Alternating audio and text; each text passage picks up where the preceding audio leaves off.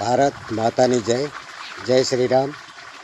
હું બાબુભાઈ સુથાર, ઉપાધ્યક્ષ ભારતીય જનતા પાર્ટી દિયોદર.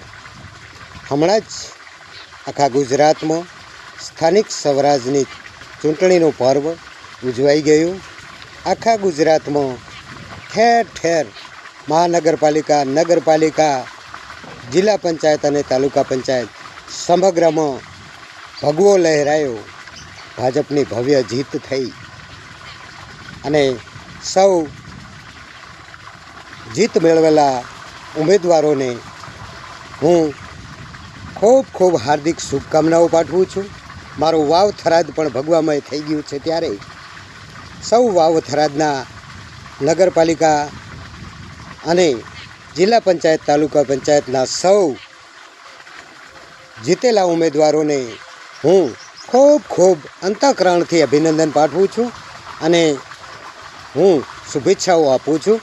અને જે હાર્યા છો એ હારેલાને ફરીથી ડબલ તાકાતથી લોકસેવા કરવા માટે હું આહવાન કરું છું.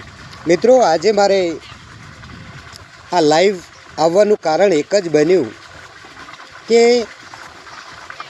આપણે અનેક હજારો કાર્યકરો ગામડાઓમાં ધોમ ધકતા તાપમાં કોઈ અપેક્ષા કે કોઈ સ્વાર્થ વગર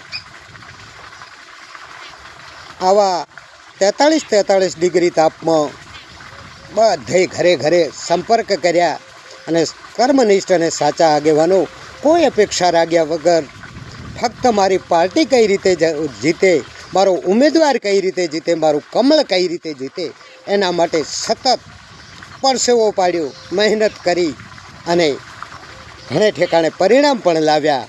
પરંતુ અફસોસ એ વાતનો છે કે આ સતત વર્ષોથી કાર્યકર્તાઓને ક્યારેય એવું નથી કહેવામાં આવતું કે ઉમેદવાર આપણે કયો મૂકીએ. સંકલનનો અભાવ હોવાના લીધે આખરે તો પાર્ટીને જ નુકસાન જાય છે. મિત્રો, આજે હું 1991થી RSSમાં જોડાયો અને 1995થી સતત પાર્ટીની જવાબદારીઓ નિભાવી છે. અને આજે આ 25 વર્ષથી મેં ક્યારેય પાર્ટી જોડે પદ કે કોઈ પણ જાતનો સ્વાર્થ મેં નથી માગ્યો, મેં નથી રાખ્યો. હું એક ઘરનો પરિચિત છું. લોકોનો એટલો બધો પ્રેમ છે કે ખરેખર મારા માટે